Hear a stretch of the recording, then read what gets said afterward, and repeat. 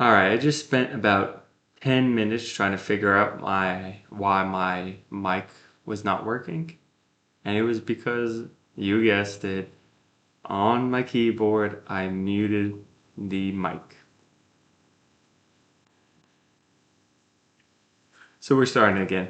Anyways, I'm in a new room today. I'm in the office because my grandpa is in town for Thanksgiving and he's here till Friday. And he's using our spare bedroom, the one I was using for my parents. And I'm in the office, so I'm going to be recording from here and sleeping in here. So it's going to be so exciting. I think it's exciting. It gets me a little prepared for whenever I leave in April to go do my travels around the world. So interesting. I can't wait for those travels, and I can't wait for Thanksgiving. But for today, let's talk about hope. I've been writing an article about should we hope, and I've been thinking about it for a good couple months now. And I've come to the conclusion that hope should be thought of more as a gift rather than a value we should cherish. And let me try to condense the article, all that I'm writing, into this video. So essentially, I start off with a story about a Holocaust um, prisoner from A Man's Search for Meaning by Viktor E. Frankl. And this prisoner, he had a dream that they would be saved on March 30th. And this hope gave him vigor to continue on. But what happened was on March 29th, there was no sign of the Americans coming to liberate them. And he started to get sick, nauseated, and starting to get bedridden, stomach upset, and like he couldn't go on. March 30th came, Americans still not here, and he goes unconscious. And March 31st comes, and he's dead. Now, it's really interesting to think that he'd be unconscious and then still has some unconscious awareness of his surroundings, knowing that the Americans still aren't here to save him. It's all anecdotal too, so I can't say for certain that this is that he was unconscious for the whole time, or if he was in an out state. So that's a discussion for another day. But what I find interesting is that they say he died from an infection, a disease, but in reality, he really died from a loss of hope, of the belief that the Americans were going to save him, and they didn't, not at that time at least. And a lot of Western culture would look at that as someone who lost hope, who was at a point that they had no more and hope for the future, and thus couldn't live on. And that hope is pivotal for our survival in those circumstances. I beg to differ.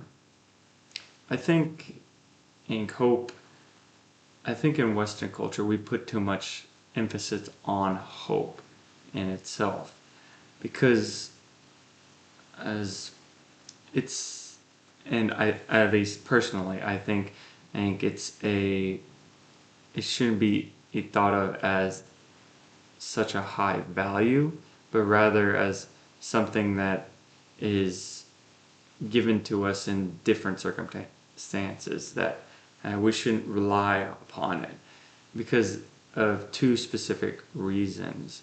One, so let me lay out the definition of hope. So hope is a desire for a future outcome. And there's two problems with that.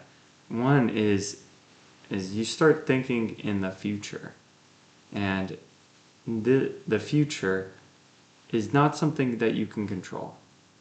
It's out of your hands. So let's take the example of that Auschwitz prisoner. He put his desires and hopes in the Americans coming to save him in a far distant future. But he had no control over whether the Americans would come, whether or someone else would come and liberate them, or if he would die beforehand, and it was out of his control. So whenever it came to the point of March 29th, March 30th, March 31st, and life said, no, you're not being saved, then he had no means of counteracting that. And essentially he lost his hope and his will to live. So for me and your values, you want to think about your values as being something that you can control. Only you can control. If you start putting your values into external environments, so for the example, hope with the Americans. Another good one is having a value of love instead of family. I think we talked about that last video, but whereas valuing family, your family members, you can't control. They're going to do whatever they are going to do. Even though you love them immensely, that's something that you yourself can't regulate. Whereas love is something that you yourself can control and be able to dish out, let's say. You can love yourself, you can love others, you can love the world, and you are the one who measures that. So that's why I don't think hope is a good value to put down, because you have no control over it, because it's inherently based in the future, which none of us can control, no matter what we do. And the second thing about hope is more of I think it'd be a more personal thing. I'm still thinking about it, but hope, it's a desire. It's an inherent desire for a different outcome than you have right now. And at least in Buddhist teaching, suffering is the core. I got that mixed up like this. Blah, blah, blah. Desire is the core for suffering. So suffering stems from desire. And you see that at a lot because as if you desire something, let's say you desire a new laptop, right? And you get a laptop, let's say, but it breaks the second day you get it. You're going to be devastated because you had this desire and want for a new laptop, and once you got it, it was taken away from you like that. It's something you can't. It's another thing you can't control, right? Right. So the desire implicitly comes with the risk of devastation and disappointment.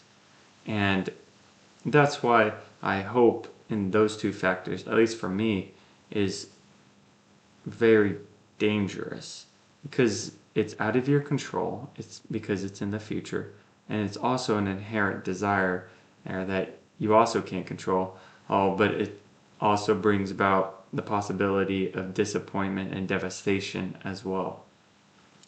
Now, I think instead of hope, you can have you can still have a healthy and stable lifestyle without hope, and healthy lifestyle as well. And what I'm trying to argue is that how to do that would be first an extreme acceptance of everything that happens, knowing that anything in life is possible, that you anything could happen to you at any moment. You could be driving down the highway and you could be hit by 18-wheeler and then get totally paralyzed all the way down. And what I argue is that you need to have extreme acceptance that everything that happens in your life happens. You have to accept it because life doesn't give a crap about your desires or how you think or who you are. It just is. Life happens and that is it. And we're part of that happening. So we can move and navigate within life and manipulate it, but it ultimately manipulates us as well. And we have being born into this life, we have to accept it, or else we're gonna have a bad time. As the South Park ski instructor said, if you don't know that, look it up. Or you're gonna have a bad time. So yeah, extreme acceptance first. And then once you have extreme acceptance of everything that happens in your life, then you can go into extreme ownership. And this I took off of Jocko Willink. I still haven't read the book, but I think the main idea is that once you accept everything in your life, you can take ownership of everything that happens, and also manipulate what you can in those circumstances, as whether you have control.